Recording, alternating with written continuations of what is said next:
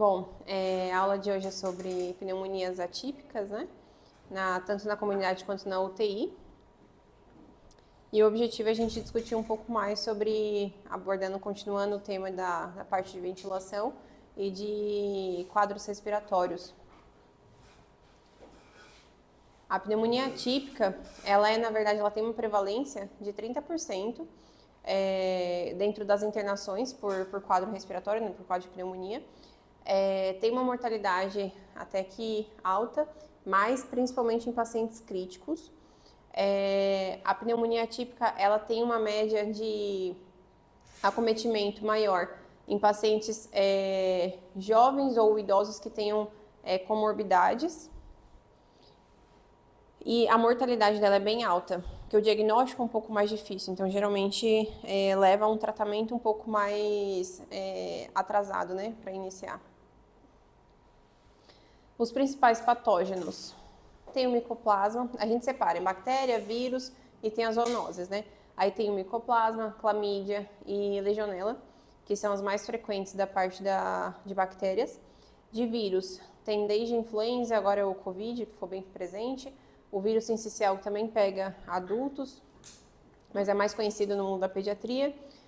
As zoonoses, que tem transmitido por aves, tem a clamídia, essa febre Q também, e outra que eu não sei falar o nome, gente. Desculpa, não sei mesmo. Isso.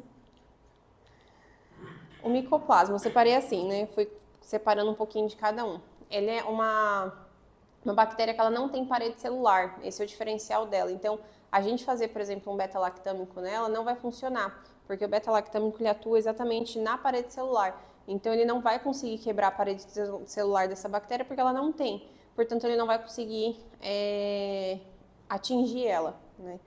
Então, o tratamento para essa bactéria acaba ficando na mão das quinolonas ou dos macrolídeos, que eles vão atingir de forma intracelular. A clamídia, ela é uma bactéria que ela é intracelular obrigatória, então ela também precisa de uma atuação que o beta-lactâmico não consegue atingir.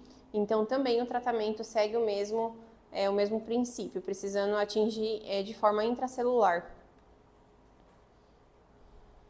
Em questão de tempo de tratamento, é mais ou menos o que a gente já tinha falado em outras aulas até, né? Que hoje em dia o tratamento é por volta aí de 5 a 7 dias, mas pensando a partir do momento que o paciente teve critério de melhora, então se ele não está mais tendo febre, se ele está evoluindo bem clinicamente, às vezes dá para já suspender esse antibiótico, então deixar por menor tempo necessário.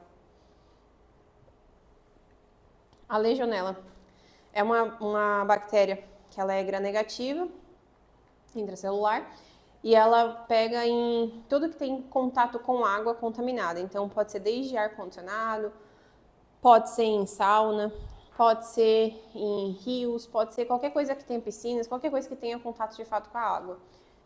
E ela tem algumas possibilidades de diagnósticos também, né? Claro que toda suspeita nossa parte do princípio do paciente ter um quadro suspeito de uma pneumonia, mas ela não vai seguir os sintomas clássicos, então ela não vai ter aquela tosse secretiva, não tem o aspecto radiológico típico, ela vai seguir mais aquele quadro mais lento, mais silencioso. Então o paciente pode ter uma tosse seca, uma febre um pouco mais baixa, uma dispneia, né, uma falta de ar, e não necessariamente aquele quadro clássico de pneumonia, né? No caso da legionela, a gente tem algumas possibilidades de diagnóstico, além da cultura, né? Considerando que a gente vai ter que culturar esses pacientes pensando num quadro mais grave, né? Para fazer o diagnóstico. Então, para ter um diagnóstico mais preciso, teria que fazer as possibilidades, o PCR, a urina do paciente, ou coleta por secreções. Os agentes virais também podem causar uma pneumonia atípica. e a recomendação é não ficar entrando com antibiótico nesses casos, né? A gente também vai buscar fazer um painel viral para esses pacientes, para poder diagnosticar de forma mais correta e precisa para guiar melhor o tratamento. E para cada tipo de tratamento, para cada tipo de infecção acometida ali, a gente tem um medicamento. Mas no Brasil, basicamente, a gente tem mais acesso ao Tamiflu, que é o oseltamivir, no caso da influenza. Os outros não é tão acessível no Brasil ainda.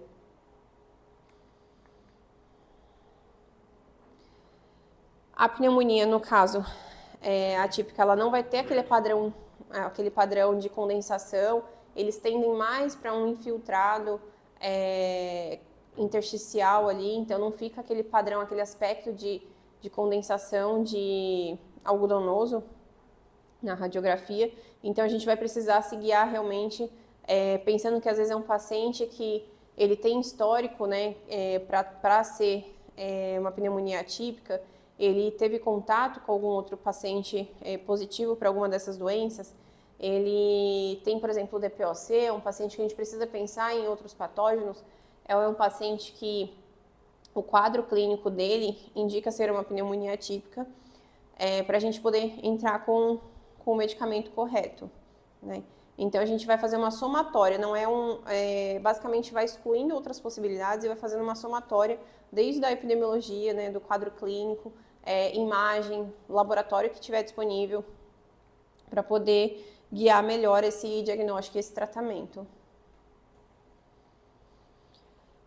Então, o princípio basicamente para as pneumonias atípicas, a gente vai entrar com macrolídeo ou a tetraciclina também cabe bem, ou fluoroquinolona, que é o mais que pega melhor a parte pulmonar. E eles falam bastante também, todos os artigos que eu tive como referência, eles falam bastante sobre a não eficácia do beta-lactâmicos nesses casos, a menos que você queira fazer um tratamento pensando que esse paciente possa ter múltiplas infecções associadas, né, que é muito raro de acontecer. Então, geralmente a gente acaba tratando, pensando na pneumonia atípica mesmo, guiando mais para fazer esses outros antibióticos não beta-lactâmicos. A duração de tratamento. Hoje em dia fala-se mais de você reduzir o tempo de tratamento a partir do princípio que você está avaliando o paciente e vendo ele com melhora clínica. Então, às vezes, melhora radiológica, melhora clínica, no caso da UTI, melhora hemodinâmica, que a gente consegue ter um parâmetro até mais racional mesmo, né? Mais objetivo. Então, aí a gente consegue encurtar o tempo de tratamento só pelo tempo necessário mesmo. Eles falam de fazer, às vezes, até 3 a 7 dias aí desse antibiótico, ou do tratamento, no caso, se for viral também. E nos pacientes graves, vai ser preciso uma avaliação um pouco mais completa para ver se tem necessidade realmente de estender esse tratamento. Porque entrar com esses medicamentos também aumenta o risco de você gerar PAVs ou fazer algum tipo de resistência bacteriana. Então, por isso que eles recomendam fazer o tempo mínimo necessário para realmente tratar o paciente. Ele não vai sair do quadro inflamatório tão rápido quanto se trata a infecção em si. A infecção, às vezes, resolve aí em 3 dias e, às vezes, o paciente vai ficar com sintomas ainda pulmonares, no caso, por mais tempo. Isso vai demorar um pouco mais para resolver. E em questão dos corticoides, né, na UTI, a gente acaba usando bastante também, mas pensando na pior hemodinâmica do paciente também. No caso do COVID, em pacientes graves, eles recomendam entrar com Dexa. Agora, no paciente em si que não tem não está tão grave, ou que ainda tem bons parâmetros, a gente não precisa entrar com corticoide, na verdade, não só pela pneumonia, né? Não pensando somente na pneumonia. Teria que avaliar a hemodinâmica dele, se ele estiver tendo critério de piora, a gente entra com corticoide, porque isso também pode imunossuprimir um pouco mais esse paciente e aumentar o risco de PAV nesses pacientes, né? E eles colocam os desafios, né, que são pacientes que podem fazer as atípicas bem graves e eles podem fazer insuficiência respiratória, que é o que a gente mais vê, na verdade, na UTI. A legionela é um dos agentes que mais tem um índice assim, de mortalidade bem alto. E as co-infecções, que também são colocadas como bem graves, que é o que geralmente faz com que os profissionais que enfrentam esses diagnósticos, né, esses pacientes com esses quadros, fazem entrar com múltiplos antibióticos, pensando em infecção oportunista. Então, às vezes o paciente inicia com um quadro de uma pneumonia viral, por exemplo, que é uma pneumonia atípica, e evolui com uma pneumonia bacteriana. Então, acaba entrando com antibiótico e estendendo a piora clínica desse paciente, estendendo o tempo de tratamento. Em questão de suporte avançado também, evolui para ventilação, a gente tem preconizar entrar com ventilação protetora para diminuir o risco de PAV também. Às vezes até tráqueo precoce, eles falam isso também, se a gente vê que o paciente não está evoluindo, respondendo bem, a tráqueo precoce diminui o risco dessas infecções. Fazer ECMO, que não é tão acessível também ainda no Brasil em muitos lugares. E o impacto, eles colocam sobre essa questão que acabei falando já também. Então, a gente pode ter tanto essa questão da resistência bacteriana, de ficar entrando com diversos antibióticos, fazer uma seleção, né, de bactérias e agravar o paciente a um ponto que a gente não consegue mais tratá-lo, né. E as outras complicações que podem acontecer com o paciente. Então,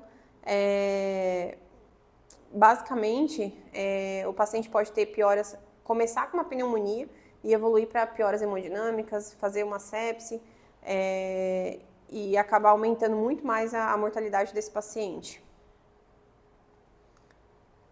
Eles colocam de estratégias e inovações, eu peguei 4 artigos basicamente. Eles falam bastante, todos eles falavam de vacina, né, os pacientes que têm necessidade, que são pacientes imunossuprimidos ou pacientes frágeis, né, eles colocam sobre a questão das vacinas. Eles colocam sobre a estratégia dentro da UTI, então como que a gente vai manejar esses pacientes, como que vai ter as precauções dentro dessa UTI, que são os isolamentos e a forma de um profissional abordar o paciente, né, sempre com EPI, esse tipo de coisa. E a ventilação protetora, como prevenir, né, os filtros e tudo também para prevenir a questão da PAV. E manter o paciente monitorizado, em questão de monitorização também infecciosa.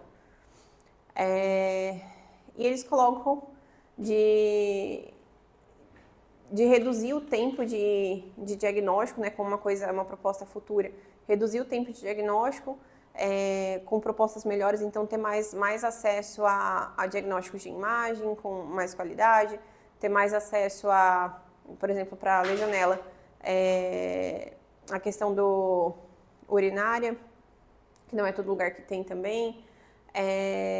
Eles falam até de locais que não têm acesso, não têm esse tipo de conhecimento, eles terem até como um acesso como se fosse telemedicina mesmo, né, que chama. E é isso. As referências eu peguei desde 2018 e a mais recente de 2024.